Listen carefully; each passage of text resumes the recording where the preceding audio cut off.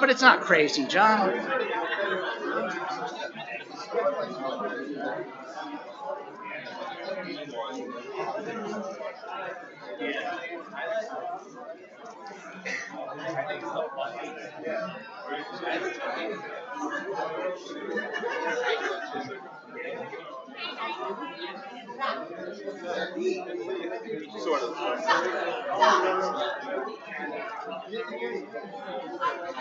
All right, good evening, ladies and gentlemen. Good evening. This is a continuation of the public hearing on the proposed Mitchellfield Integrated Resort District that began at 2 p.m. this afternoon. Madam Clerk, would you please call the roll? Supervisor Clavin. Here. Councilman Dunn. Yep. Deputy Supervisor Gooseby. Councilwoman Miller. Here. Councilman Muscarella. Here. Councilwoman Ryder. Here. Councilman Schneider. Here. Councilman Schneider, would you lead us in the Pledge of Allegiance, please?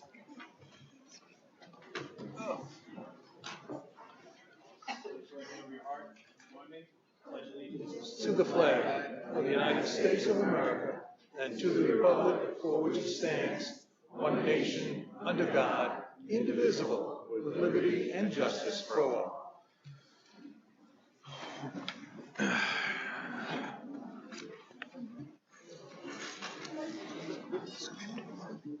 So, Town Attorney, as we did earlier today, and you set forth some of the procedures there, I'll let you reiterate that to everybody.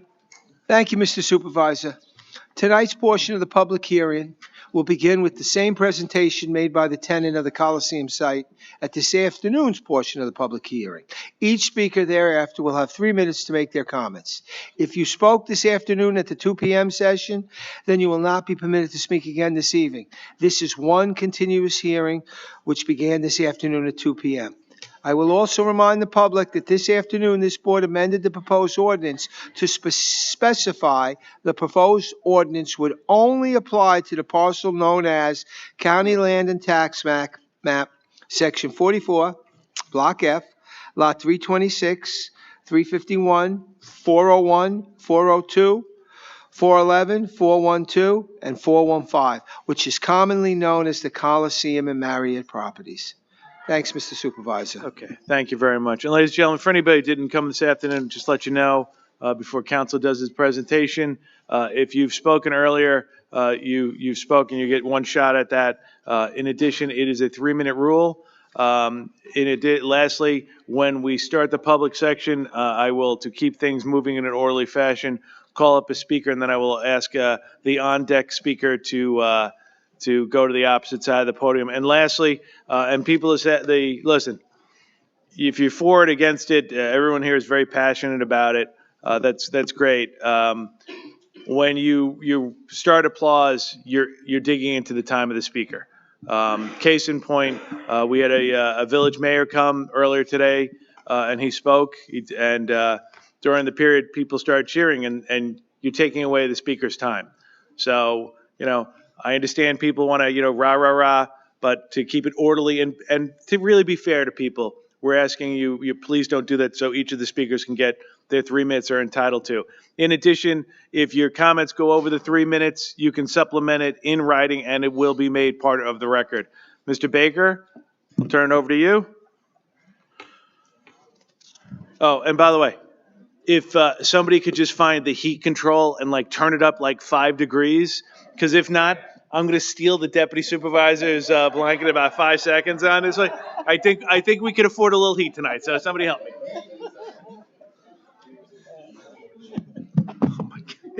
Thank you, Mr. Supervisor. Good evening, members of the town board. Again, for the record, my name is Daniel Baker from the law firm Greenberg Traurig, 900 Stewart Avenue, Garden City, New York, 11530. As we did this afternoon, I am here today and I'm joined by members of our project consulting team to give a presentation. For those who were here earlier, you'll hear the same thing, but for those who were not, I'm going to, again, go through our presentation and then ask certain members of our team to step up. I'm appearing tonight on behalf of the petitioner applicants LVS NY Holdco 2 LLC and LVS NY Holdco LLC, both of which are wholly owned subsidiaries of Las Vegas Sands Corporation, who have, together with Nassau County, made application to the town board for a proposed redevelopment of the Nassau Coliseum property. Both LVS NY entities will at times today be referred to as Sands or LVS by me and our team. LVS NY Holdco 2 is the current leaseholder of property at Mitchell Field in Uniondale, commonly known as the Nassau Veterans Memorial Coliseum property. It's Nassau County Land and Tax Map number section 54, block F, lots 351, 411, 412, and 415.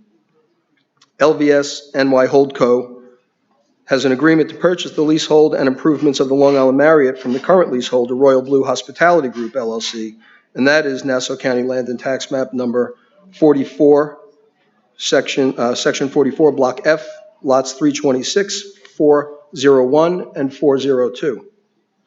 Both properties are owned by the County of Nassau, as most properties within the Mitchell Field area.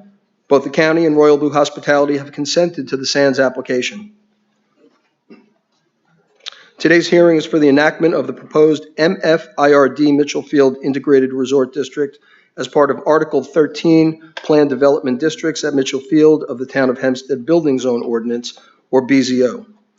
The MFIRD has been proposed by Sands to replace the existing MFM Mitchell Field Mixed Use District at the Coliseum and Marriott properties, as that district relates to the subject properties. In addition to the enactment of the MFIRD, Sands is also requesting that the town board approve the change of zone for the subject properties to the MFIRD and a conceptual master plan, or CMP, for an integrated resort. I am joined today by members of the project consultant team, including Joel Richardson from H2M Architects and Engineers, and Patrick Lanahan and Teresa Elkowitz from VHB Engineering, Surveying, Landscape Architecture, and Geology, PC. I will ask Mr. Richardson and Mr. Lanahan to provide testimony later in our presentation as to site engineering and traffic and parking engineering. The proposed MFIRD was initially created to allow Sands to develop an integrated resort after obtaining a gaming license from New York State. The MFIRD was purposely crafted to provide for future development of the Coliseum site in the event a gaming license is not issued, in order to provide realistic uses to redevelop the languishing Coliseum and create opportunities for economic development long needed in the area. On April 23, 2025, Sands announced that it would no longer be pursuing a bid to secure a gaming license from New York State. The company also announced that it was in discussions with a third party with an interest in securing the site and assuming Sands' bid for a license. These discussions are still ongoing, and the company is hopeful that a deal can be reached. However, the company also recognizes that there is little time left before applications are due to the state on June 27th, and it may not be possible. Nevertheless, to provide maximum optionality for both the town and county and speed the path towards redevelopment of the site, with a casino or not, Sands has elected to continue to expend resources and pursue the rezoning of the site. Approximately 2 years ago, Sands negotiated with the county to enter into a lease to redevelop the Coliseum property. At the same time, in July 2023, Sands made application to the town for similar relief to what it seeks now. Opposition by Hofstra University at that time led to procedural court challenges of the county lease process that resulted in the court directing that the SEQRA process, originally handled by the town as part of Sands' application to the town in 2023, be conducted by the county legislature as lead agency in advance of its lease process. As a result, Sands quickly moved to secure its leasehold interest with the county by entering into a 42-year operational lease to maintain day-to-day operations of the Coliseum, and is separately finalizing a proposed 99-year lease to provide for future uses, including an integrated resort and alternative options. This lease will be entered into upon the conclusion of the SECRA process at the county legislature. The county-led SECRA process began with a submission to the county of a draft environmental impact statement, or DEIS, which was, along with public comments, reviewed by the county and its consultants, and in turn led to the county filing a final environmental impact statement, or FEIS, on May 13, 2025. We are awaiting the issuance by the county of a SECRA finding statement in the near future, which would complete the SECRA process and allow, among other things, the town to adopt its own finding statement and ultimately approve the application brought by Sands to enact the MFIRD, change the property zoning, and approve a CMP. The DEIS and FEIS, copies of which are in the meeting room today and have been submitted previously to the town as an involved agency, have been noted to be the most comprehensive documents of this type ever produced for a project on Long Island.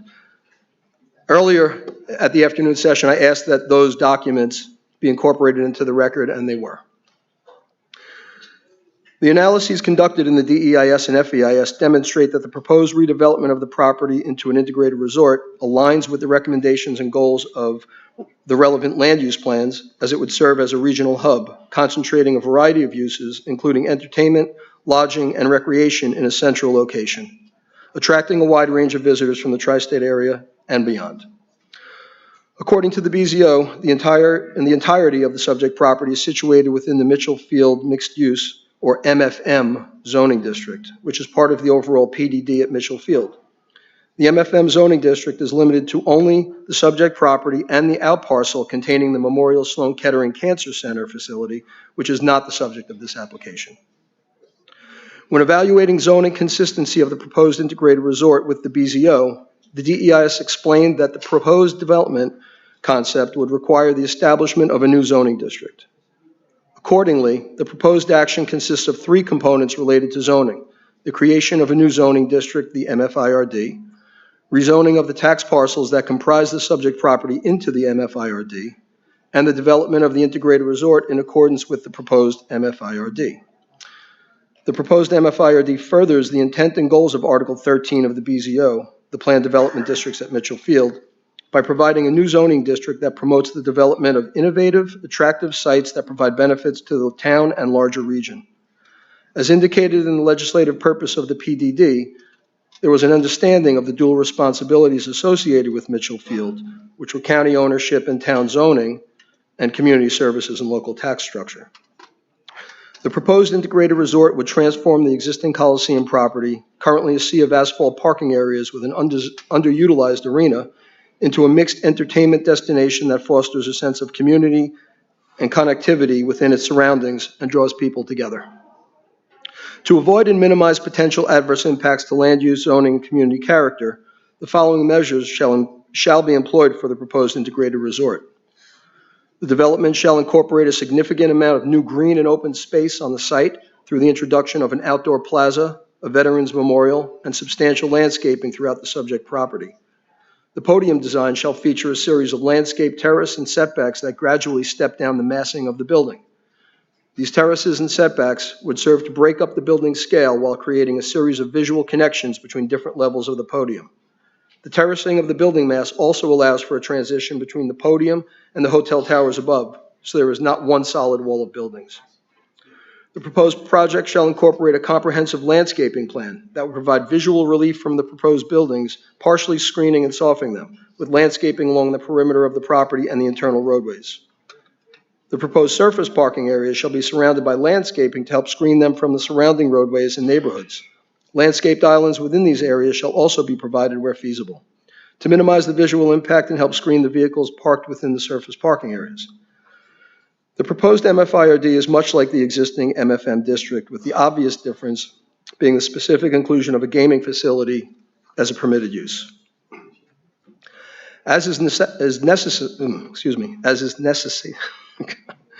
necessitated by a prospective integrated resort with gaming facilities, hotels, and other ancillary uses, the MFIRD also requires change from the existing height restrictions of the MFM to allow for hotels to have a maximum height of 280 feet, non-residential and mixed-use buildings 100 feet, residential buildings 80 feet, parking structures associated with a gaming facility 95 feet, and any other parking structures 40 feet.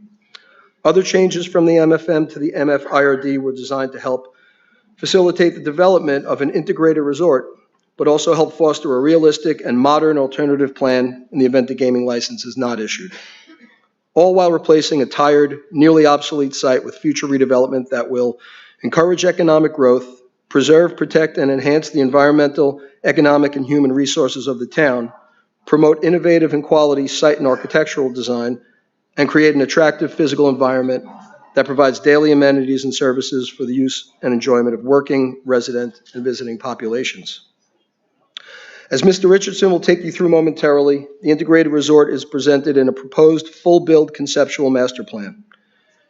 In addition to this full-build CMP, which is subject to changes in market conditions, SANS has also designed a smaller, scaled-down plan that would be built as a Phase 1 integrated resort with gaming facilities that would have considerably less overall square footage, a smaller luxury hotel and spa, smaller entertainment venue, and less associated restaurants and other spaces, as well as less required parking. This plan was analyzed in the FEIS and was the result of escalating costs and market factors. While impacts such as water use and traffic generation would be much less, SANS has committed to providing the full build mitigation, including all traffic mitigation, during the Phase 1 build-out. Mr. Lenahan will discuss the traffic, parking, and transportation elements related to the CMP and the mitigation that was studied in the DEIS and FEIS and which SANS has agreed to perform. Finally, the DEIS and FEIS evaluated, and the proposed lease with the county requires an alternative plan in the event the gaming license is not awarded. This plan will provide for future mixed development.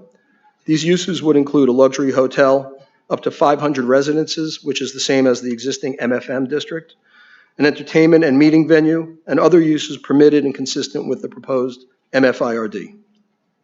That is the true purpose of the MFIRD, which is before the board today, to provide for maximum optionality for the redevelopment of the Coliseum property and provide for immediate and future economic growth through a vibrant new use of the site, resulting in the creation of economic opportunity and growth within the town and beyond during construction and after ultimate redevelopment.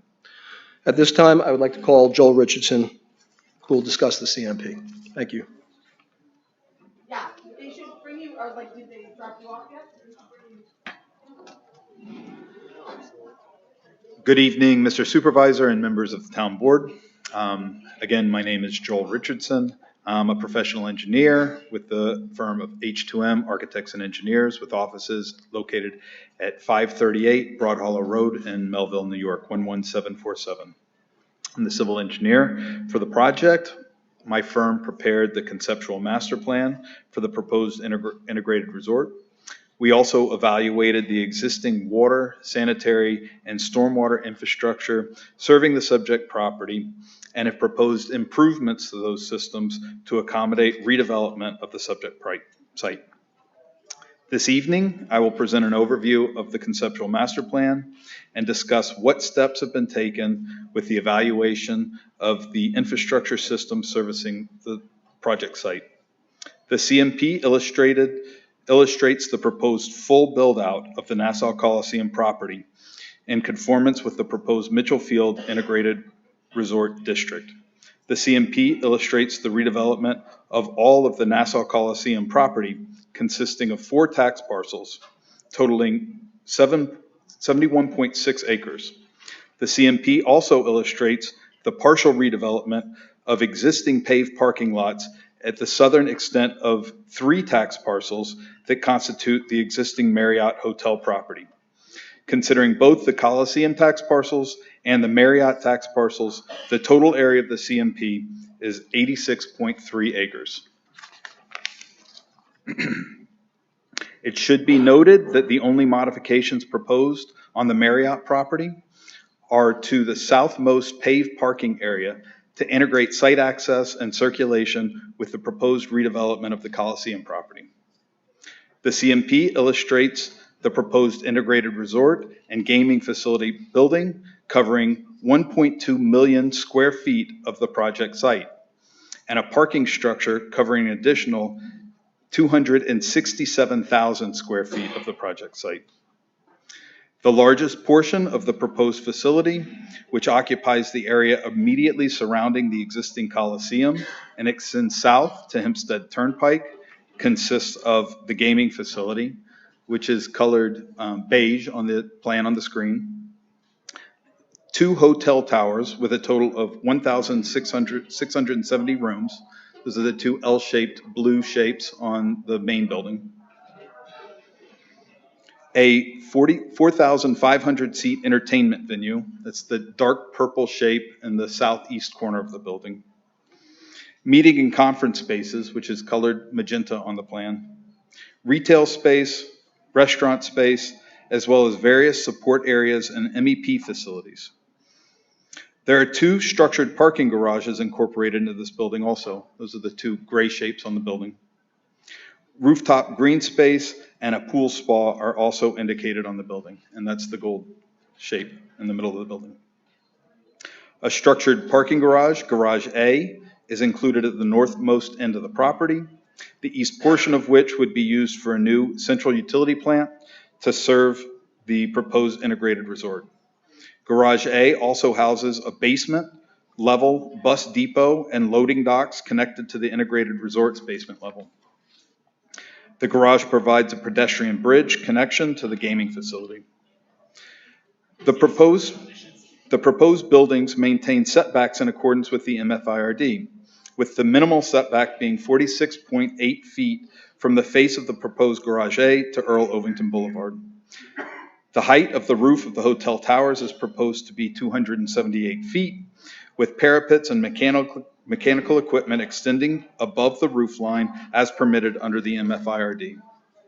All other structures, the integrated resort and the structured parking garages, will have a maximum height of 95 feet, inclusive of mechanical equipment and rooftop photovoltaic panels. New surface parking lots are proposed in the southwest, southeast, and northeast corners of the development area. The CMP calculates a parking requirement of 12,411 spaces, which is being satisfied with 2,487 surface parking spaces and another 9,963 parking spaces in structured garages, for a total of 12,450 spaces.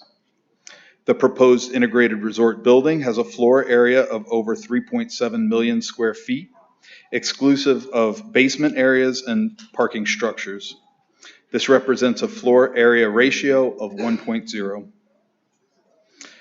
A approximately 150,000 square foot public plaza is indicated for the site area between the proposed integrated resort building and the existing Marriott.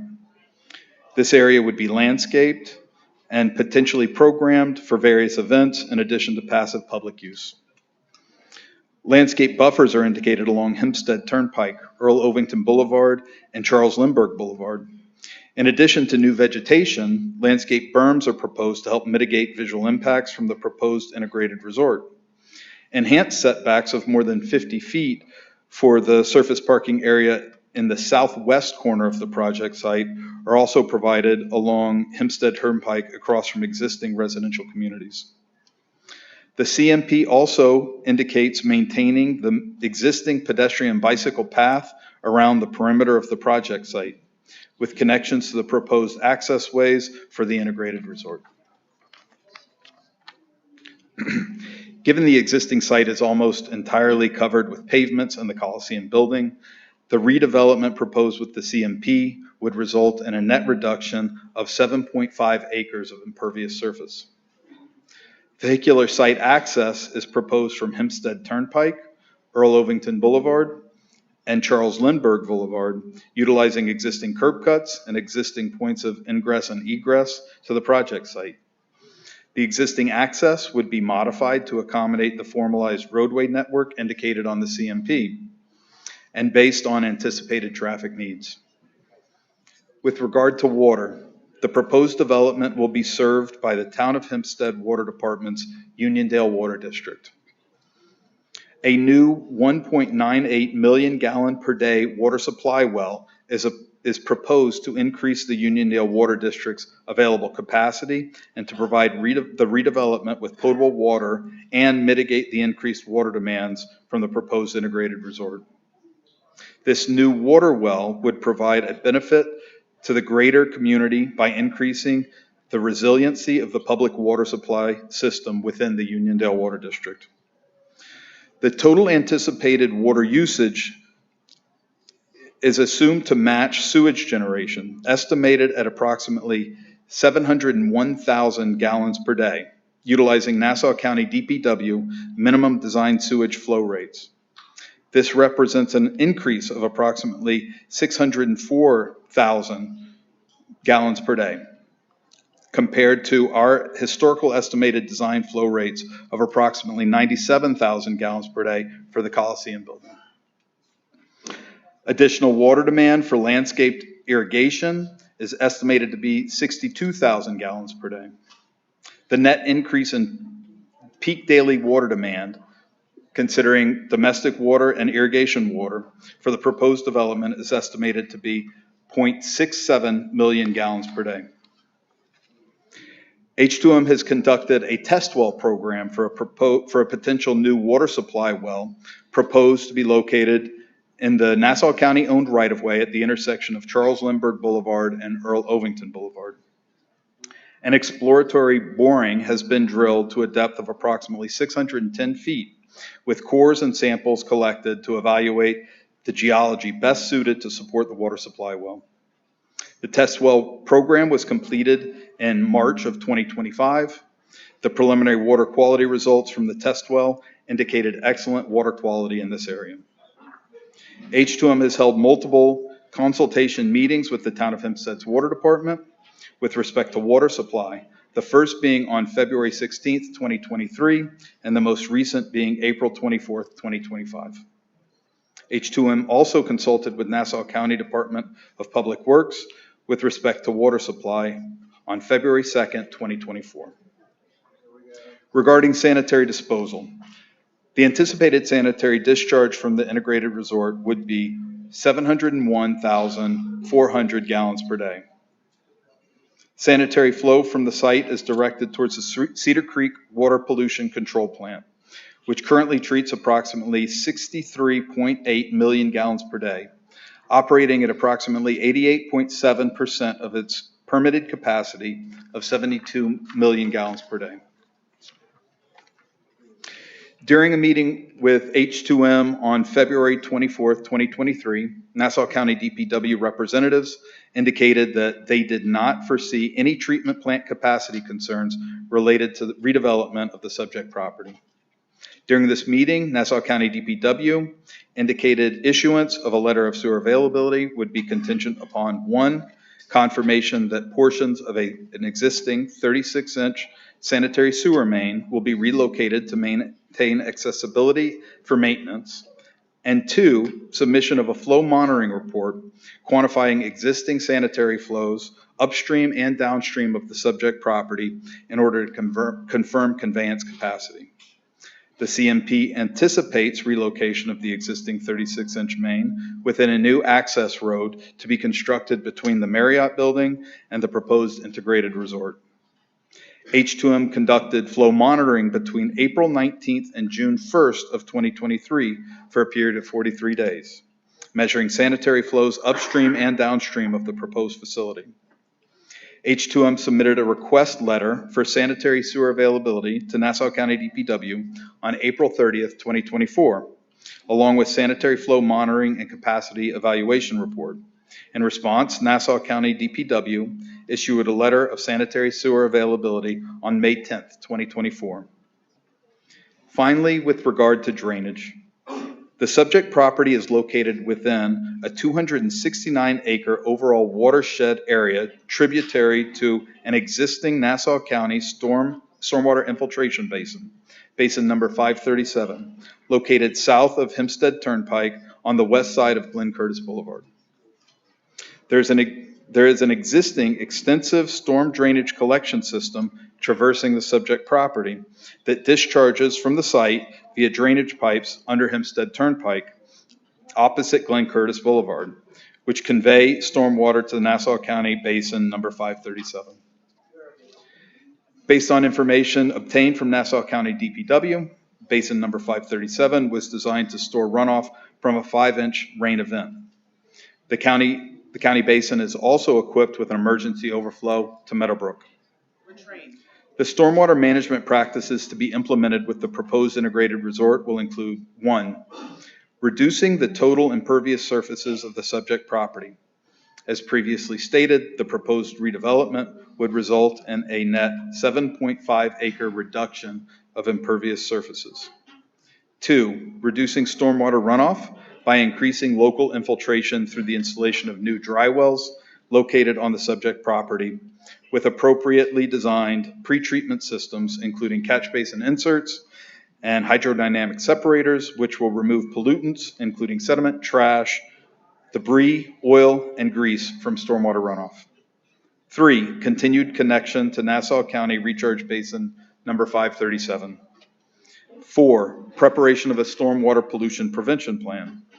5, implementing measures and practices to decrease water use, such as water-saving plumbing fixtures and rainwater harvesting and gray water recovery systems that could be used for irrigation of landscaped areas. H2M consulted with Nassau County DPW and submitted a summary of the planned approach to stormwater management for the proposed development. Nassau County DPW offered a memorandum of understanding dated April 3rd, 2024, stating that the area proposed for redevelopment is tributary to Nassau County Recharge Basin number 537, which was designed to accommodate storage volume based on a 5-inch storm event, with the ability to overflow to another positive drainage system. Nassau County DPW acknowledged no objections to the design intent and methodology offered by H2M's outline of the proposed stormwater management system for the redevelopment project. And with that, I will turn the presentation over to the project's traffic engineer.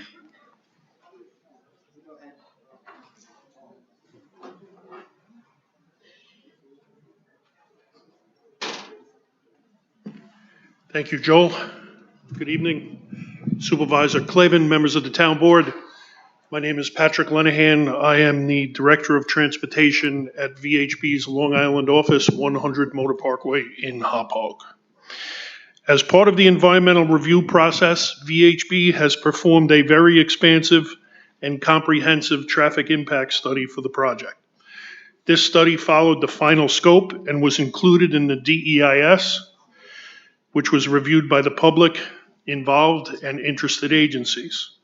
The FEIS, recently filed, responded to questions and concerns on the TEIS. In responding to comments on the TIS, we have met with town's consultants, the Nassau County's consultants, and the Department of Transportation. Slide, please.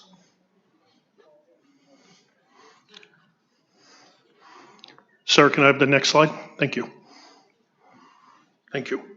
The study area is very expansive. The study looked at 66 intersections on surface streets in 13 communities. In addition, the study looked at the Meadowbrook State Parkway from the Northern State Parkway to Sunrise Highway and sections of the Northern State Parkway and Southern State Parkway with traffic counts on main line and ramps numbering 114 locations for a total of 180 study locations. As we're aware, the project site is located in a heavily developed area of Nassau County. Given the density of employment centers, other commercial, retail, and residential in the area, we see, of course, high traffic volumes on a daily basis. This site did, however, support the operation of the Coliseum as a sports and entertainment venue that saw large crowds and the associated traffic on a regular basis. This has, of course, dropped off significantly in recent years, but the roadways around the site were designed to accommodate the arrival and departure traffic at these events. Hempstead Turnpike, Charles Lindbergh Boulevard, Earl Ovington, these are major arterials with regards to their capacity. The study looked at the potential traffic impacts of the operation of the integrated resort and follows as I said, the final scope for the DEIS. This is the largest study that I have ever been involved in the preparation of, and as far as I can tell, is the largest traffic study ever performed for a private development project on Long Island. Our study did, as we would expect, identify impacts, and we have developed a robust mitigation package in response. The TIS also evaluates and discusses transportation demand management commitments associated with the project to reduce and manage travel to and from the site.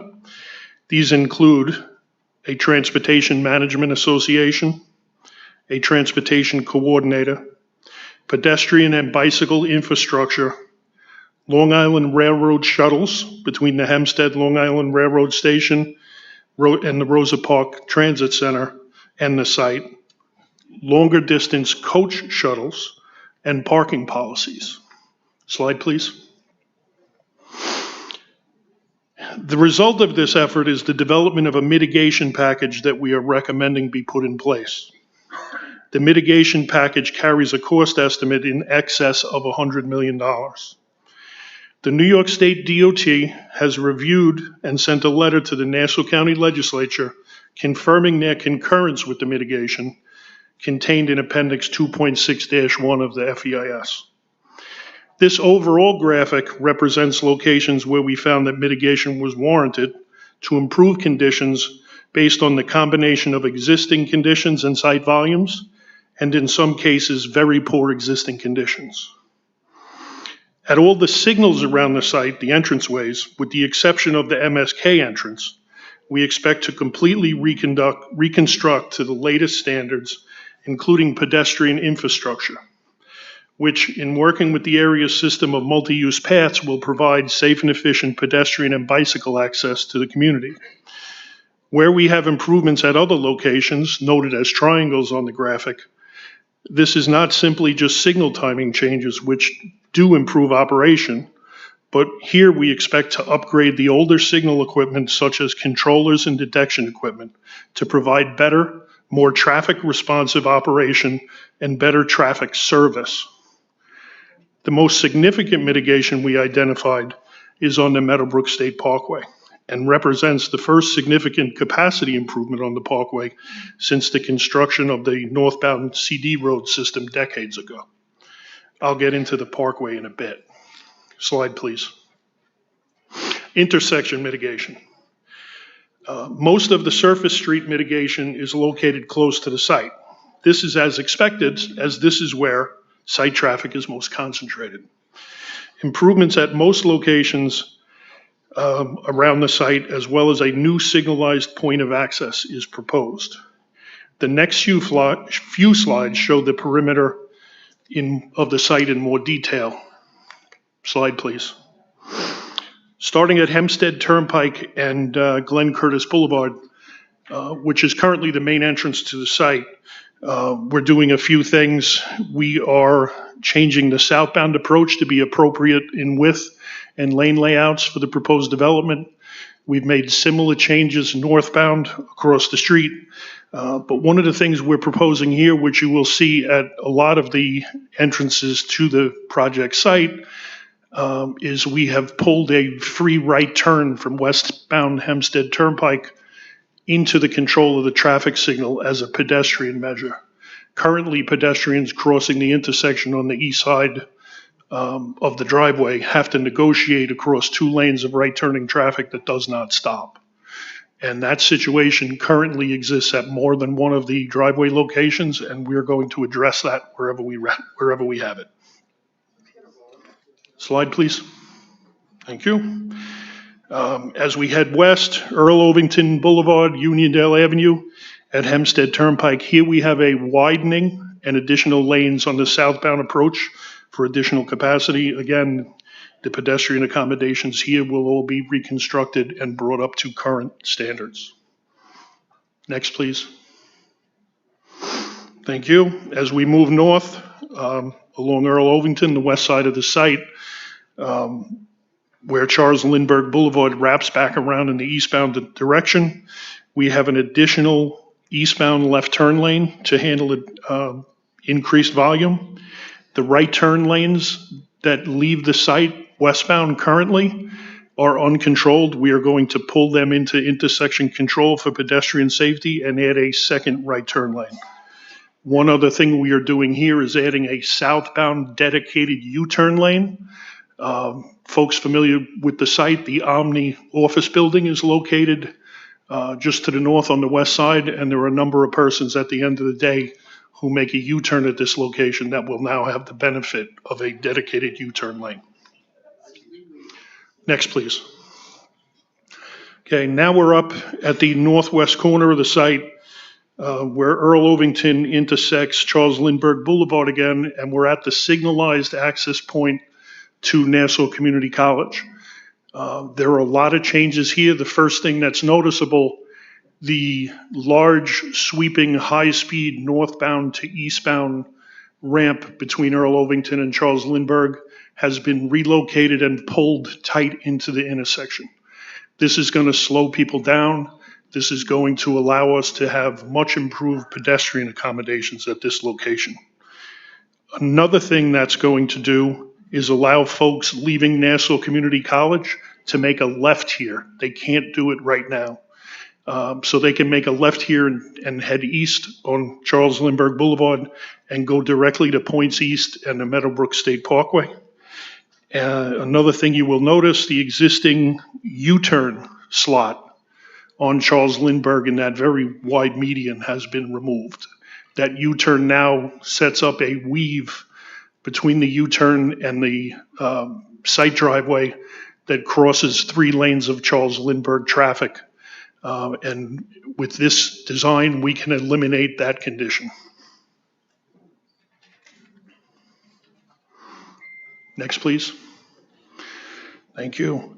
On Charles Lindbergh Boulevard, located central to the project site, we are proposing a new median opening and traffic signal. This will allow left-turning vehicles from the Meadowbrook State Parkway to enter the site here directly. In addition, eastbound right turns will be allowed to enter the site, and northbound right turns will exit the site to head directly back towards the parkway. Next, please. Finally, in the northeast corner of the site, James Doolittle at Charles Lindbergh Boulevard. Currently, if you're familiar with this location, there is a vast uncontrolled sea of asphalt that's used when events at the Coliseum are either beginning for the arrival period or exiting for the departure period. And there's a lot of cones and personnel that are required up here to keep traffic moving safely when that happens. We're going to clean that up, make it into a more of a conventional intersection with 1 right turn in and 1 right turn out, significantly lessening the crossing distance for the shared use ped and bicycle path that crosses James Doolittle Boulevard. Next, please. Thank you. On the Northern State Parkway, our major improvements are on the Northern State Parkway. So up at the north end of the parkway, north of the site, which is where the majority of our site traffic will go, we found some very poor existing conditions. To remediate this, what we are going to do is we're going to add an additional lane on the Meadowbrook State Parkway in each direction. In the northbound direction, from just north of the Old Country Road Bridge to a 2-lane entrance to the eastbound Northern State Parkway, we will add a 4th lane. Southbound from the Northern State Parkway, a 4th lane will be added to Zeckendorf Boulevard. This necessitates the widening or replacement of 3 bridges, being where Westbury Avenue goes under the parkway. That bridge will have to be widened. The Long Island Railroad Bridge that goes over the parkway will have to be replaced. And the Old Country Road Bridge, which goes over the parkway, will have to be replaced. And one of the things that we've committed to after discussing with the town and the state to some degree is to do improvements on Old Country Road itself at that interchange while that bridge is being replaced. We're going to look to see what capacity improvements we can provide on Old Country Road within the right-of-way while we're doing that bridge work. Next, please. Heading a little bit south, closer to the site, our main access roadways, north and south of the site, are Charles Lindbergh Boulevard and Hempstead Turnpike.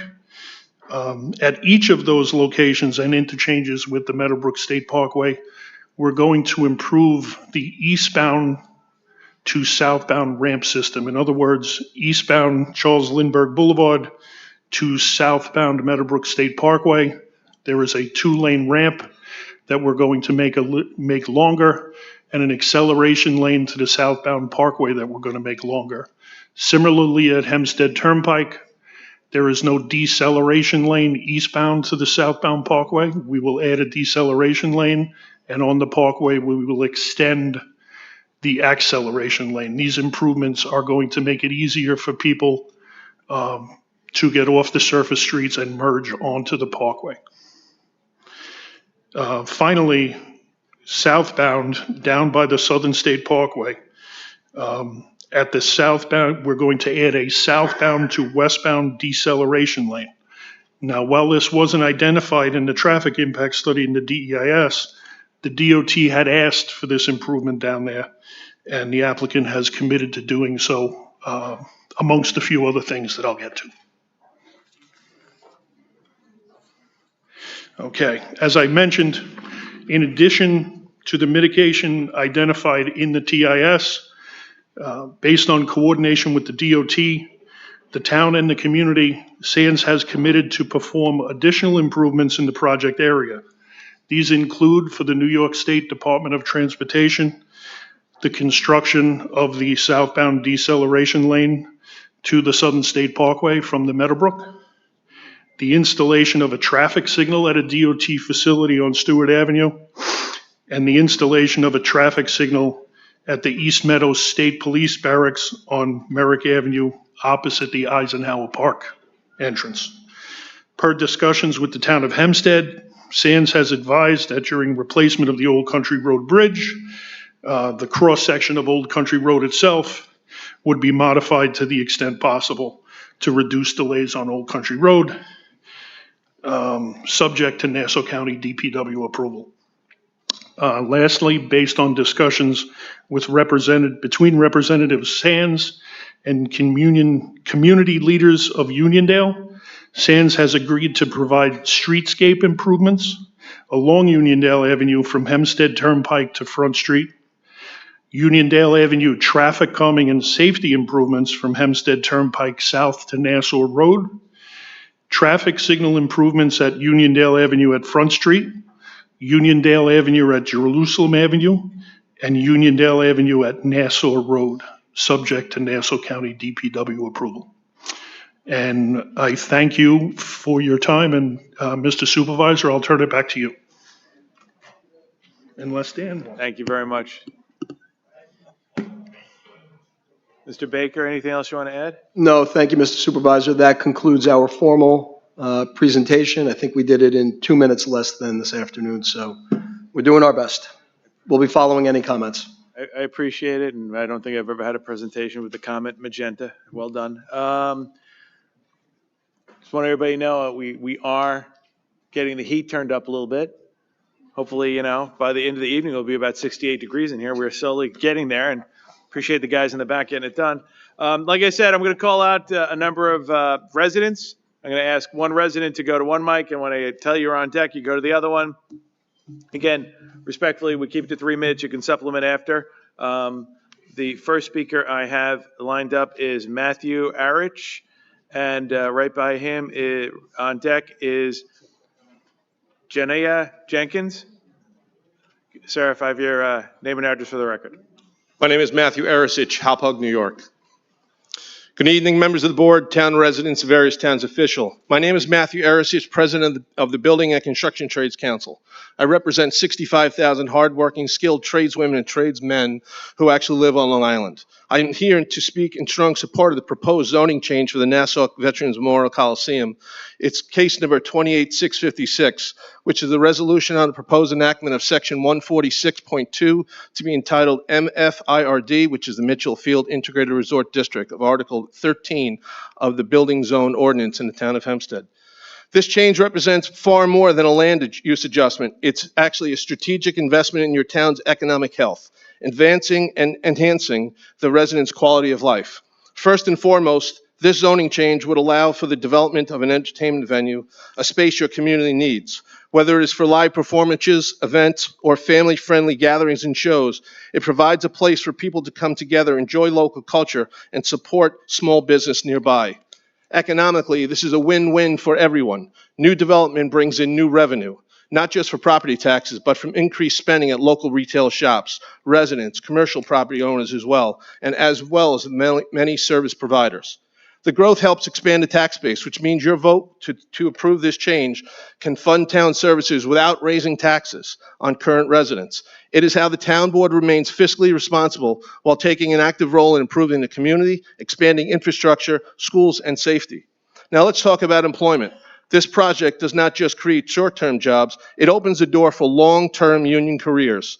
From hospitality and event management to growing building and construction trades council, marketing and operations, we're not here just building structures, we're building pathways to stable, meaningful work supporting families right here in town.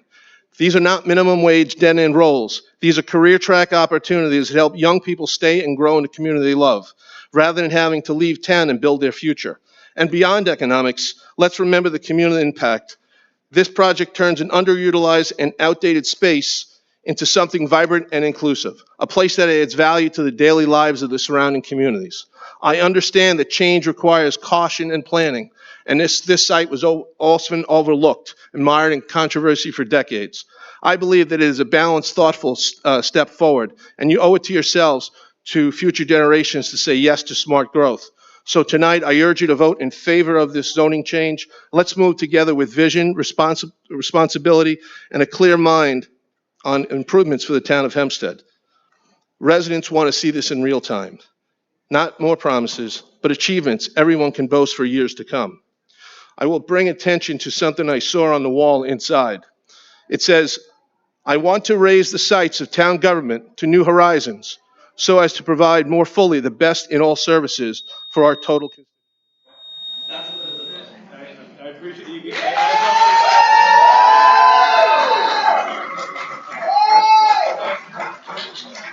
Thank you very much. On deck, we have Bruce Torino. Bruce, if you go to the back mic there.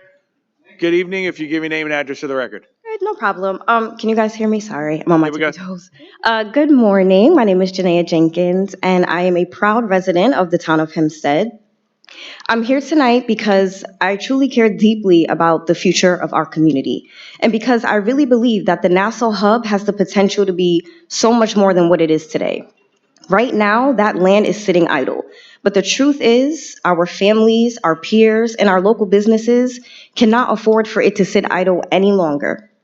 We need forward-thinking zoning that clears the way for real investment in jobs and small businesses, in safe public spaces, and in long overdue economic growth.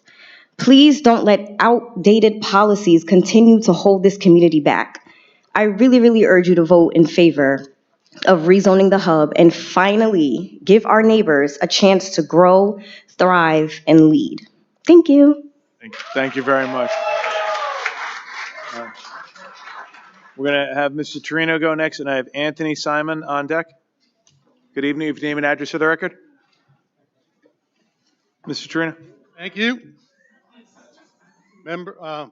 Supervisor, members of the board, there's a technical issue here, and that is who is the applicant.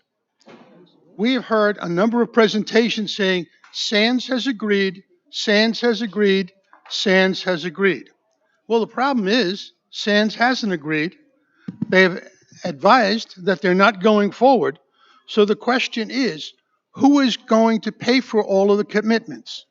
You have a situation where an application has been made, but the application should either be withdrawn or amended prior to this hearing or going forward in order that this board and the residents have an understanding of who is placing themselves financially on the record for the changes that are being proposed. Now, you have a situation here where, to put it bluntly, you have a bride coming to the altar, but the groom's not there. And the bride says, well, guess what? The groom said, I'm going to have somebody else fill in for me. Now, I'm not sure, but if that came to me as a parent, I'd really be worried because in this position, under the traffic statement, there says there has to be mitigation. I live in this area. I work in this area, and I appeared before this board 25 years ago on a hearing to enlarge Roosevelt Field. The traffic was bad then. The traffic will be bad in the future. So the question is, if you're doing mitigation, that is an acknowledgement that the situation will in fact be bad. So the question really becomes, who is on the hook when a contractor doesn't fulfill its obligation? Who's on the hook when they start building a bridge and there's problems? Right now, we don't have an applicant. The applicant on April 23rd says, I am not going forward. So my question to you is, why are we here? Where is the applicant? And who is that entity that is going to fill in for Sands, if at all? Thank you very much. Thank you, Mr. Torino. Thank you. Thank you, Mr. Torino. Mr. Simon, you're going to go on deck. I have Michelle Harrington. Ms. Harrington's going to go over to that mic over there. Mr. Simon, your turn. Good evening, and thank you for committing your time and attention to this important matter. My name is Anthony Simon. I'm the General Chairman of the Smart Transportation Union, representing Long Island Railroad employees. I'm here today to support continuing to move development at the Nassau Coliseum site as an entertainment destination for the entirety of the region. As you know, the Coliseum site is not located within reasonable walking distance from the Long Island Railroad stations, which in the Coliseum history has meant that all employees and visitors have had to drive to the site. However, bus rapid transit as well as shuttle service proposed from the Hempstead Long Island Railroad Station provides a relatively simple solution that will allow easy, efficient access from the Long Island Railroad to the site for both employees and visitors, something that this site has never benefited from in the past. Moreover, it builds the transformational infrastructure improvements that have already been completed on the Long Island Railroad that strongly complement development at this site. East side access, third track, and double track are completed.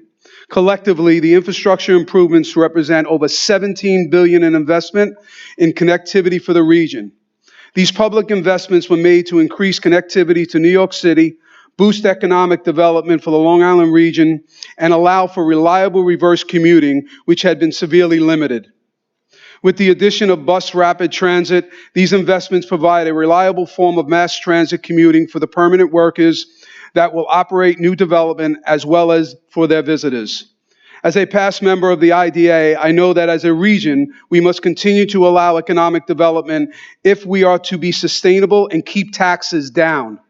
Nassau Coliseum was a center of entertainment for the region for decades, attracting over 15,000 people per event for world-class entertainment and sports. But after 50-plus years, the site must be reimagined to not only provide Long Islanders with world-class entertainment options, but to attract tourism dollars to the region. Presently, the site is highly underutilized, and now is the time to provide zoning and will allow for transformational development that creates jobs, local business opportunities, revenue, and something that is desperately needed, vibrancy in the region. As a Nassau County resident and a grandfather, I'm grateful to that such a thorough and robust environmental review has been done, and I'm convinced now more than ever that we must keep moving redevelopment of this site forward.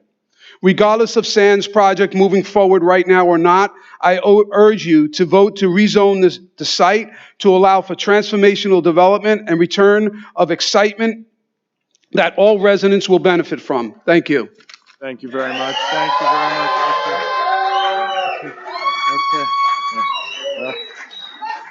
That's great. Okay, next I have Ms. Harrington, and then I have Susan Kay on deck. Good evening. Good evening. Supervisor Clavin and members of the town board. My name is Michelle Beach Harrington. If you could just get a little bit closer to the mic, that's all. I can't My hear name you. is Michelle Beach Harrington. I am a resident of Garden City, and I am speaking on behalf of many neighbors who are deeply concerned about the proposal to rezone the Nassau Hub for a casino. Let's be clear. This is not just about a business deal. It's about the future character of our community. Casinos do not bring the kind of sustainable, high-quality jobs that our region needs. Instead, they extract wealth from residents and visitors alike through gaming. A massive casino placed in the heart of town of Hempstead is completely inconsistent with the suburban values and the family-oriented environment we all cherish. We're talking about a facility that could bring up to 27,000 visitors a day and nearly 5,000 employees, yet we have no adequate mass transit in place. Our roads are already severely congested during rush hours and weekends. This development would make that far worse, degrading air quality and increasing the risk of accidents. We are extremely concerned about the strain this project would have on our sole water source, aquifer, Long Island's only drinking water supply. It's already under pressure. Adding high volume, high impact and commercial operation like this would have a serious long-term environmental consequences. Let's not forget the proximity to the schools, Kellenberg Memorial, Nassau Community College, and Hofstra University. The risk of drunk driving, increased crime, and gambling-related social issues are very real. And finally, the Hempstead Plains, one of the last remaining prairie ecosystems in the Northeast, would be severely threatened by this development. Why endanger such a rare and irreplaceable natural resource? Rather than a casino, why not support middle-income housing or invest in science, technology, and healthcare innovation hubs? These are developments that create opportunity, strengthen our tax base, and align with the future we want to build for our families. Let's do better for this town. Thank you. Thank you, Ms. Harrington. Next, I have Ms. Kay over here, and I'm going to have Richard Catalano on deck, please. Okay, I'm Susan Kay. Hi. I worked last week 2 college graduations at the Coliseum. On the outside, when you go in there, they have a big sign, the Riptides. The Riptides don't even play at the Coliseum. You walk through a big sign that says Winthrop Hospital. Winthrop is NYU Langone. Another sign, First Data. First Data is Fishery, and they were delisted off the exchange. The place is not ADA approved at all. The steps are so steep you could slide down. The escalators are so steep you could fly off. They have 2 elevators hidden. I managed to find one. It took me 15 minutes to get to the time clock. I had to go down, get off the elevator, go through this grand Thornton room, go through the kitchen, walk through the garage, and then walk like another half a mile to the time clock. This is not what I call normal. Number one, gambling does not do anything. Do you know how many senior citizens take buses to PA, Pennsylvania, and Connecticut? They have a gambling ticket. They don't use it for gambling. They sell it for food. We could do much better. Some normal income housing, everything, the apartments today that are being built in Hicksville, Mineola, Lynbrook are costing $3,000 a month. That's normal? How about chopping up the whole Coliseum and team up with MSK, Northwell, and Hofstra and have an integrated system of classes such as Reiki, meditation, yoga, reflexology. Everybody is so stressed out today. We wonder why. You want to build this idiotic casino? We do not want the casino, and it does not belong in Uniondale. Uniondale is a black and brown community, and they have enough of their own issues. Casinos bring high crime. They bring human trafficking. We have the Marriott 2 feet away. You want to have more people vanishing? Build your stupid, idiotic casino!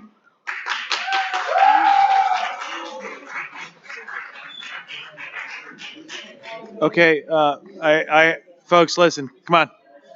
Mr. Catalano, next I have Richard Epstein on deck, but you indicate you don't want to speak. Did you want to speak or not speak, Mr. Epstein? Okay, that was your big chance. Then I'm going to have Janine Maynard on deck. Mr. Catalano, name and address. Thank you. Rich Catalano, Garden City. Your rezoning resolution claims that the casino would be transformative. On that, we agree. It will transform our beautiful town of Hempstead into a community none of us will recognize. The character of the town will be forever changed, as it will be negatively impacted by more traffic, more DWIs, more pollution, more drug and human trafficking, and more gambling addiction, an emerging health crisis in our county and in our country. Newsday recently highlighted the significant issue of our dangerous roads. They reported that 2,200 people have died in the past decade and 16,000 were severely hurt. So what are we doing today here at the town of Hempstead? We are holding 2 hearings to decide whether we're going to rezone for a massive casino next to 2 colleges and a Catholic high school, literally next to tens of thousands of students. This would be a massive 24/7, 365 casino that there would somehow between 7 and 10 million annual visitors, mostly driving to and from this casino. Despite what the consultant said, no one's going to bike here, that no one's going to walk to the casino. Everyone's going to be driving to the casino. Do you know what 10 million visitors are? It's the town of Hempstead population times 13. It's an outrageous number of people that will be driving to this casino. When I first learned of the proposed casino, I researched DWI episodes involving casinos. In March 2009, a drunk driver leaving Mohegan Sun, driving the wrong way on I-95, ran into a van containing 8 college students. These students were headed to an airport for a mission to bring medical supplies to Uganda. Elizabeth Durante, an extraordinary 20-year-old pre-medical student from Long Island, was killed in this accident. More recently, in September 2022, another drunk driver leaving Mohegan Sun killed 2 Good Samaritans who had stopped by the side of the road to assist another motorist. The 2 innocent persons killed was a mother and her 17-year-old son. Common sense tells you that placing a massive casino in the heart of our already congested suburb is reckless and would constitute gross negligence on your part if you vote for this casino. If you vote yes on this rezoning, are each of you prepared for that morning when you pick up your iPhone and you read about the death of one of your own constituents by a casino visitor driving the wrong way on the expanded Meadowbrook Parkway? What will you tell the family and the friends? That there was no way you knew this was going to happen? Because obviously you do know it's going to happen if you vote yes. Let's start an inclusive and transparent process to rezone the hub for something we can be proud of, not a casino hotel like you find in Atlantic City. You have a long history in town of Hempstead. It goes back to 1644. Leaders before you for the last 380 years have done the right thing to make us a family-oriented and a safe community. Do the right thing and vote no on this rezoning. Thank you. Thank you, Mr. Catalano.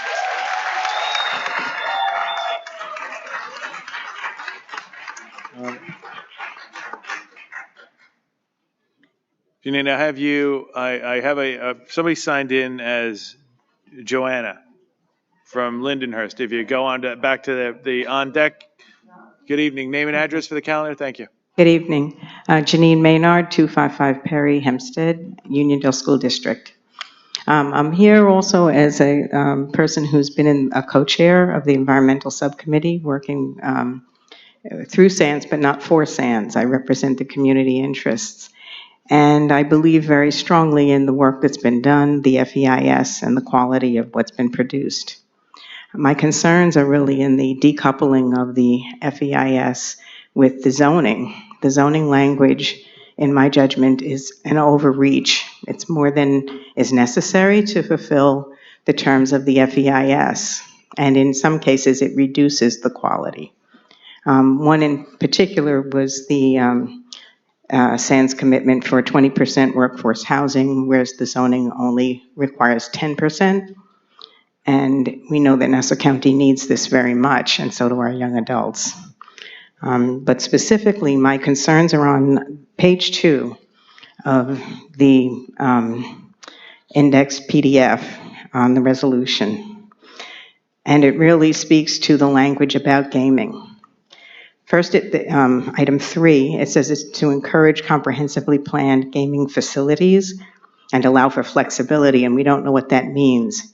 If Sands is not the developer for any reason, then this zoning stands for anybody that's coming through. And that language would have meaning that's different if it's a different partner, because the quality of the FEIS produced by the Sands is really superior to anything that I've seen in the development plans for the hub, and any new player may not reach that standard.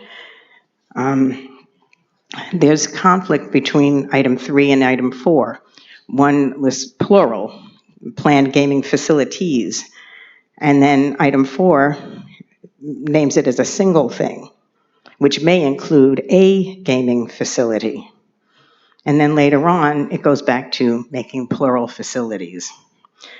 When it goes to the definitions of gaming facility, that's really disturbing. It's a building or structure in which one or more gaming tables, but it expands the definition, including but not limited to bars, restaurants, cocktail lounges, nightclubs, hotels, retail establishments, exhibition halls, arenas, and any other facility under control of the gaming facility or its affiliated company. Well, affiliated companies is a very vague definition in a space, and that increases risk in ways that are just outrageous. Hotels also are not spaces that were designed by the conceptual master plan. Any new developer should not violate the conceptual.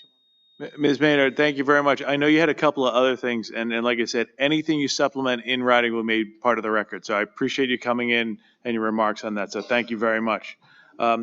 Next, I have Joanne, and then on deck, I'm going to put Mary Ann Flanagan. Good evening. My name is JoJo, and I've been on this journey for the past 3 years. Today, I stand here before you to voice my full support for the proposal of the zoning change. The Nassau Coliseum has been idle for far too long. It's a symbol of lost opportunity and potential. We need to revitalize it and bring it back to life and keep the people of Long Island here where they belong. We shouldn't be pushing our residents out or watching our local economy fade away. Nassau County has a unique chance, an opportunity to become a game changer. Let's restore our beloved Coliseum into a vibrant entertainment destination once again, a place where people from all walks of life can gather, celebrate, and create memories, just like it was 30 years ago. The zoning change isn't just about entertainment, it's about economic vitality.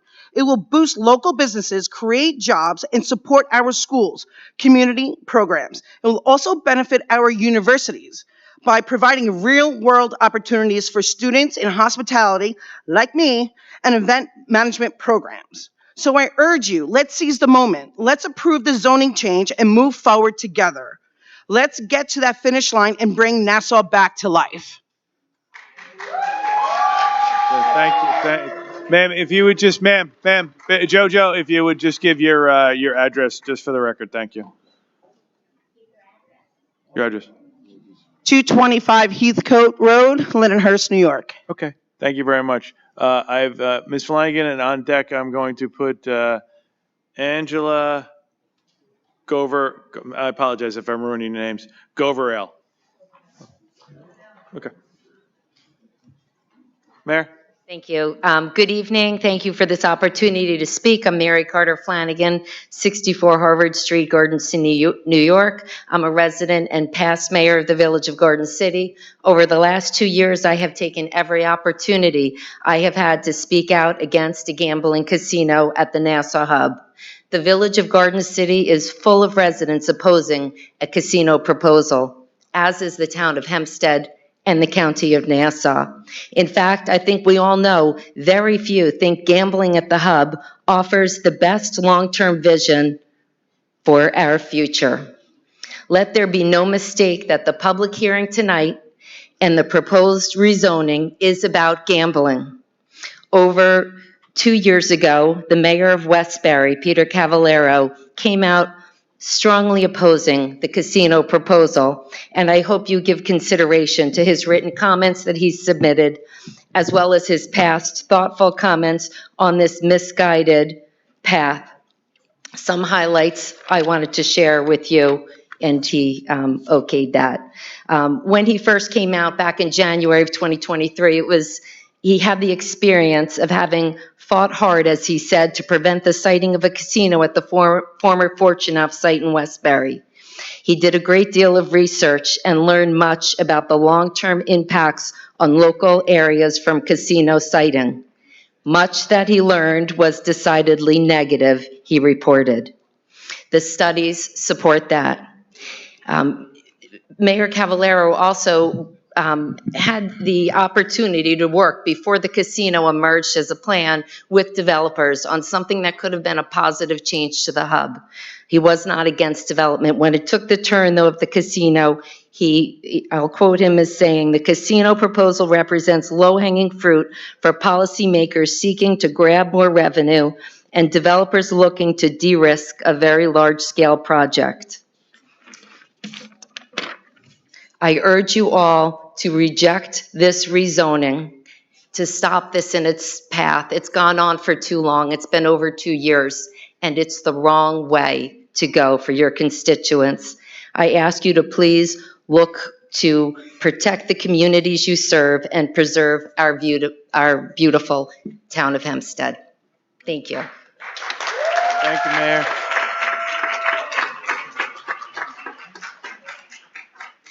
Angela, I have you set up, and on the other side, on deck, we're going to have Gina Coletti. Hello, I'm Angela Governale. I've been a resident of Nassau County for over 50 years.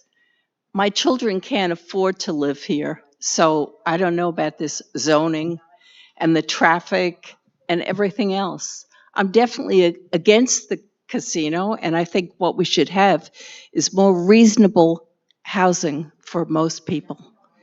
Thank you. That's all I have to say.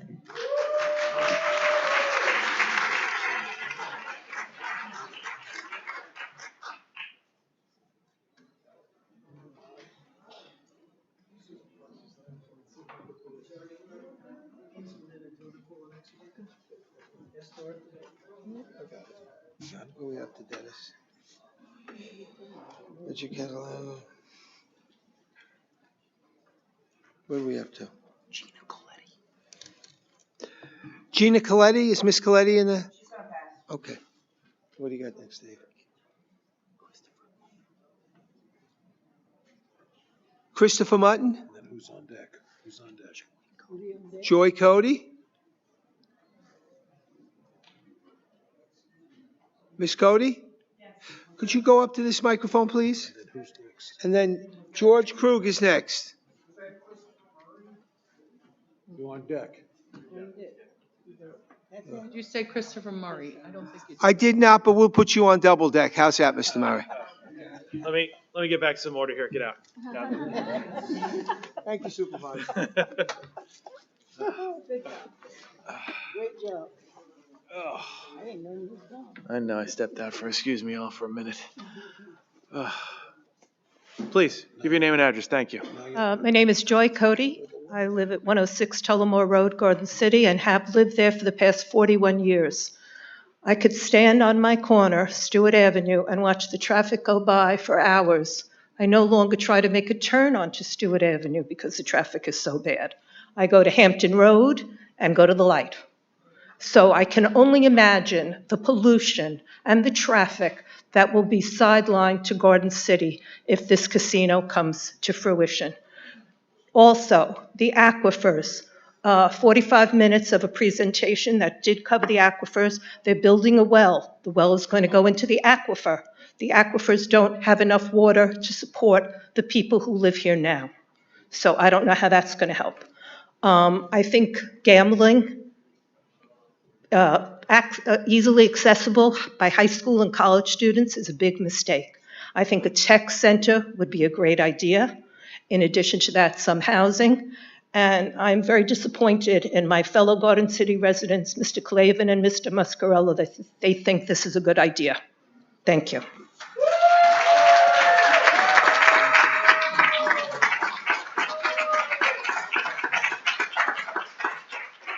Mr. Button, give your name and address for the record.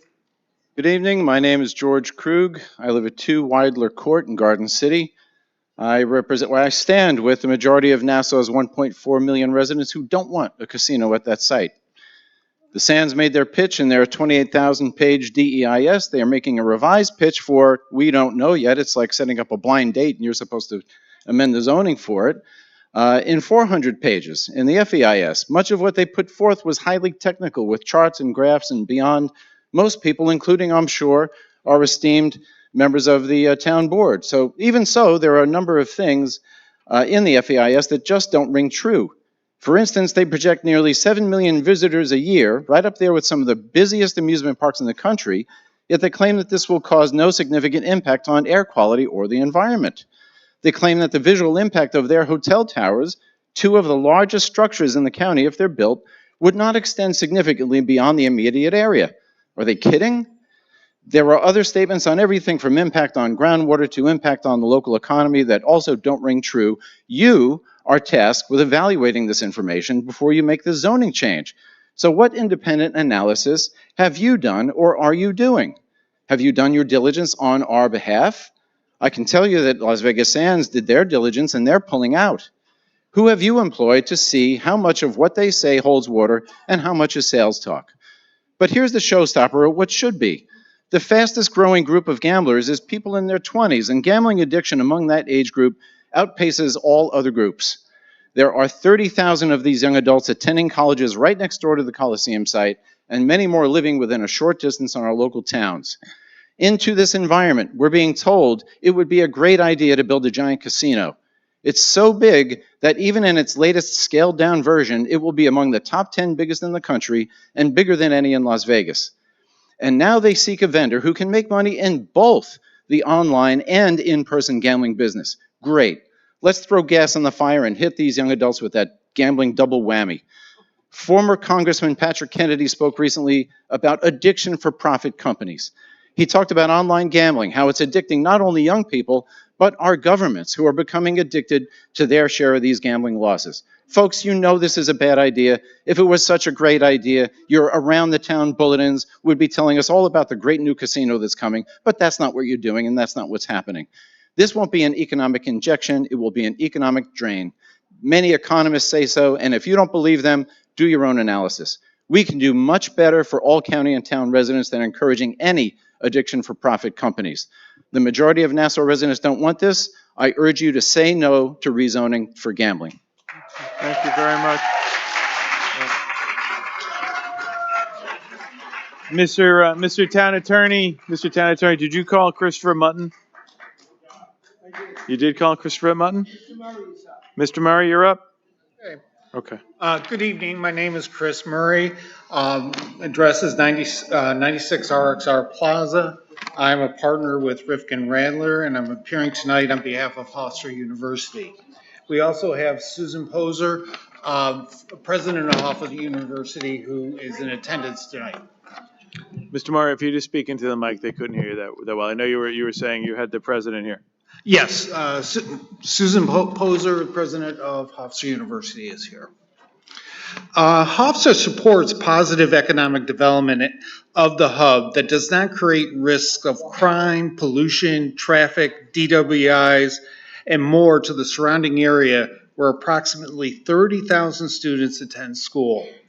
A casino development of any size and scope clearly creates these risks and is not a long-term solution to much-needed positive economic development for the hub, its surrounding area, or the county. Hofstra is opposed to the zoning amendment to allow casinos to be permitted as of right, permitted use in the town. This would be a permanent change to the zoning code that will have a long-lasting impact on the community, even if the current proposed development is never built. Furthermore, the zoning amendment requires a robust environmental review by the town, not a rubber stamp. Applicable regulations require the town to do its own finding statement, evaluating the significant environmental impacts of the proposed zoning on the community, and for that finding statement to be voted on by the town board.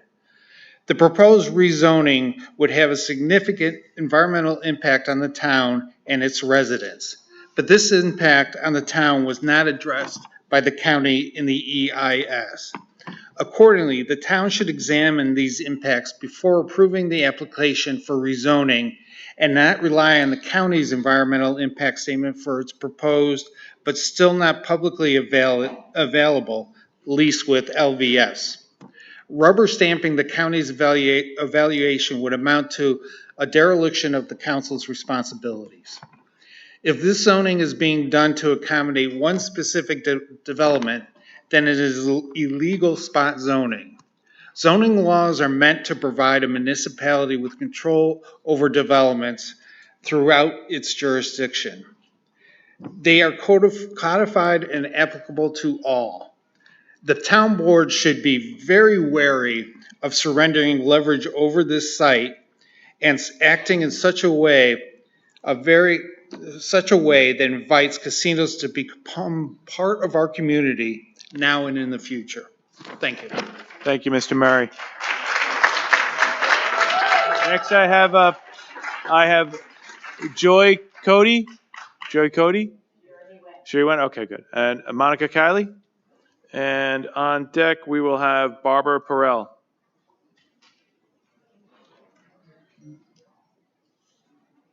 Ms. Perrell, are you here?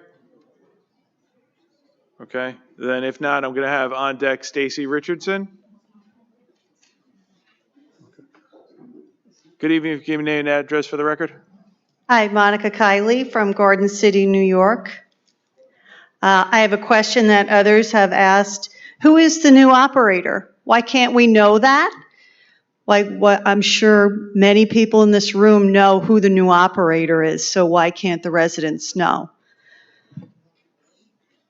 Applications for a gaming license to be awarded by New York State are due in 1 month.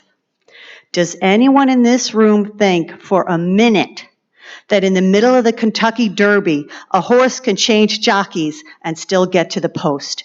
No, it's not happening. Whether you are mourning or celebrating, we're pretty sure the casino license is not coming here, and we are not getting the 7.6 or 6 or 5 or 4 or whatever you believe billion-dollar project is not going to be built. Instead, we're talking about a scaled-down project, but it needs to have gambling. So what are we getting? What are we getting? Why are we in such a big rush to legalize gambling at the hub when we're pretty sure we don't have to worry about that June 27 deadline, do we? Because the license isn't coming here. So we don't have to be in a rush. Why do we need to legalize gambling at the hub? Is it to make the property more marketable to whoever? We don't know who's coming, but we're going to help the Sands make their property super marketable by allowing the next occupant to have gambling there. Why? Why are we doing that? Why are we putting those interests above the interests of residents who have resoundingly rejected gambling time and again? They rejected slots at Fortunoff's. The residents rejected slots at Belmont to the point where NASA OTB had to send their 1,000 slot machine licenses out to hire, and they rented them out to Aqueduct.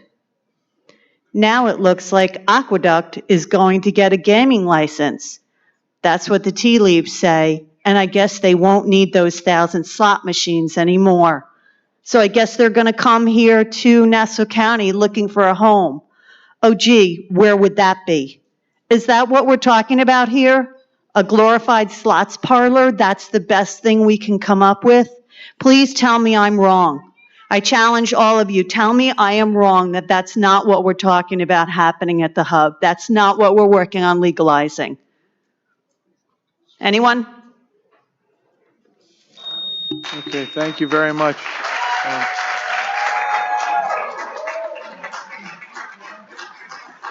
Ms. Perrell, and on deck, I'm going to have Stacy Richardson. Good evening, Supervisor Clavin and Board, Town of Hempstead Board. My name is Stacy Richardson, President of Uniondale Empowerment Resource Center. We would like to thank SANS for taking the time and effort to engage and provide an updated FEIS report. As stated by Mr. Richards, the impact report was given for review on May 13th. Our organization received a copy of this report on May 19th, and now we have a due date of a comment by May 30th. I understand the rush, but I would suggest that the residents be given more time to review the report. As I stated prior at the legislature meeting back in 2024, Uniondale is the most directly impacted community by the Sands Casino New York project. We, the people of the hamlet of Uniondale, believe the Uniondale residents should be given more time to review and have our input and collaboration with the Sands, which I stated before. We have engaged our own environmental scientists who we believe is more than qualified to represent the interests of Uniondale. He is a recipient of the Environmental Certificate Award, which was given by you, the Town of Hempstead, back in 2019.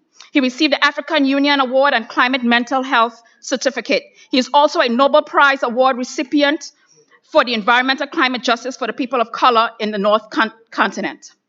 Finally, he's a recipient of the Juneth Award for Climate Justice for Albany, to name just a few of his qualifications. We would like to remind the Town of Hempstead and members of the public, the project site was once a Grumman site, which may be part of an EPA Superfund site. That said, we all need for records for that site, federal government input, and so on. Rezoning should be taken seriously. It's more than just a building. We believe our scientists will play a vital part in this report to this project to assist the most impacted community of Uniondale. Uniondale has many unfinished agendas. We have not resolved the issue of East Garden City. We have been redistricted and redlined. There's a north and a south side. Our community needs to have its own financial impact report done, showing how our community will financially gain on the south side several years down the line from just a project that's about design and beautification. Thank you. Have a good night. Thank you very much. Stacy Richardson? No? Okay. Andrew Rothstein? And then on deck, I'm going to have Mike Jacobs.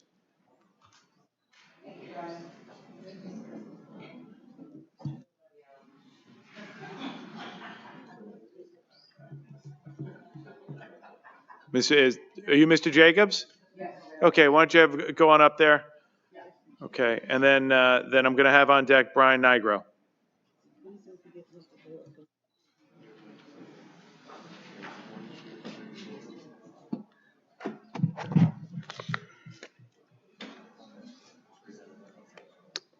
My name is Mike Jacobs. I'm sitting here and I'm listening. And if there's one thing I was given, it was the ability to be a reader of people. And I'm going to try to break this down. You've got incredible people here. The guy that talked about 1644 and Nassau County, and all the people that came out here with dreams of living in a beautiful place. And then you've got the people that want to push for money. The people that are looking for the union jobs, and the people that talk about building bigger and bigger, and looking at maps and how we're going to make big roads bigger and more traffic. Hey! And then you have a group of people up there who don't even know what this project is going to bring. Maybe it's going to be Harry's massage parlor. Everyone come. How can these people or anybody expect to make decisions when you don't have the respect to even tell them what's coming? I was with you, Don Clavin, when you used to give wonderful speeches to people about how to save taxes, and I've shaken your hand. I want to say this to you, that if you people don't wake up and do what's right for the community and for generations still unborn, and you want to take Nassau County and clone it into Queens, and you want to feed the youth of this country who has a bad enough problem with cell phones and give them the addiction of gambling, shame on you. There is no doubt that there are two feelings I'm getting in this room. The greedy people, and I apologize, I started my career as a union plumber in Island Park, New York. I believe in unions. But what kind of project are you trying to make jobs out of? Addicting your children and making people ashamed to go outside and having jakes on steroids created right near two colleges? You are out of your minds. The people in your quiet time, without me up here talking, when you go to sleep by yourself at night and you're waving your green signs around, you better look in the mirror and you better say that what I'm doing is wrong. You know what you're doing is wrong. You can wave your green signs as much as you want. I know sincerity when I feel it, and the great people of Nassau County who have stood up and said, no, not here are my heroes. And anyone that leans towards greed rather than goodness should be ashamed of themselves. Thanks, Mr. Jacobs.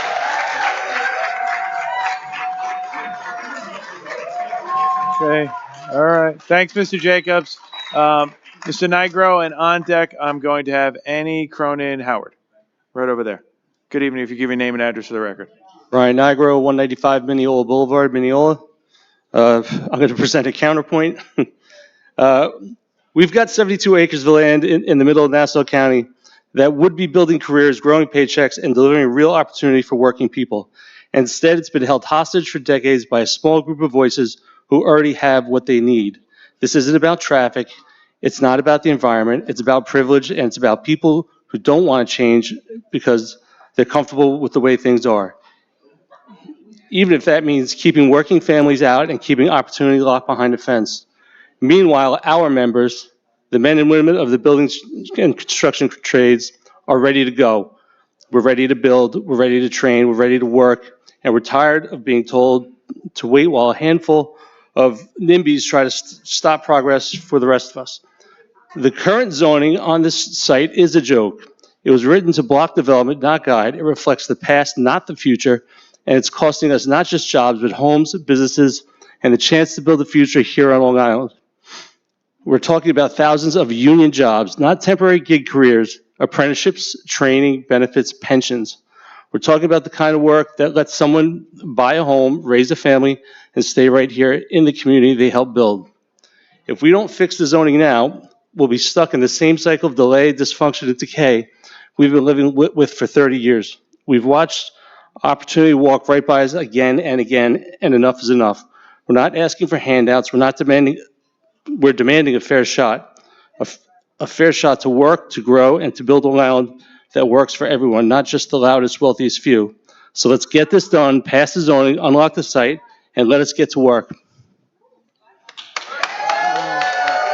Thank you. Okay. All right. Okay. I have Ms. Howard on. I'm going to have Gary Streicher on deck, if you could. Good evening. If you give me name and address for the record. Annie Cronin Holland, 162 Tullamore Road, Garden City. The last time I spoke to you all on this topic, I was passionate about the inherent lunacy of supporting a project that had so many clearly identified and negative impacts to our community. So many that weeks and months and hundreds of pages of documentation had been spent trying to figure out how they could possibly all be mitigated. Today, I stand here equally as passionate about the obvious and negative impacts of a mega casino in our backyard. But as I stand here tonight, we are now discussing a proposal of a strategy put together by a company who is not actually committed to executing it. I feel strongly that we can and should do better than a casino. And I still feel like it is illogical to start a project that you already know will require so much active remediation against traffic, pollution, and crime. Tonight's presentation opened with a statement that our roads were actually designed for and are prepared for this development. If you don't think that statement alone fully discredits the study's grasp on reality, then you don't drive on our surrounding roads daily. These are residential neighborhoods where families have chosen to raise our kids. The obvious and harmful risks to our environment, safety, and quality of life are clear. I urge you, as stewards of the communities you support, to hold Nassau County to a higher standard, to make decisions that strive to create a cleaner, greener, and safer community. I do believe there are scenarios in which development can equal improvement, but the casino development discussed here tonight is certainly not it. Thank you. Thank you very much.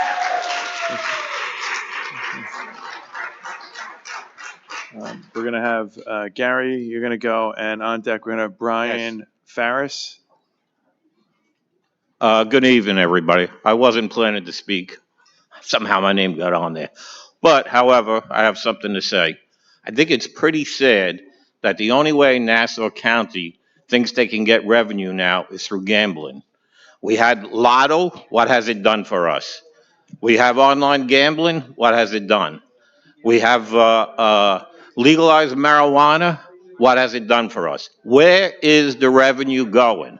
I don't see no real improvements, and we're always, the county's always crying we need money. So what is gambling going to do for us? I think it's pretty sad that no one has any imagination to think of something better than this. That's all I have to say. Thank you. Okay. Thank you, Gary. Brian Farris? Okay, you know what? We're gonna take a 5-minute recess so our stenographers and our sign language interpreters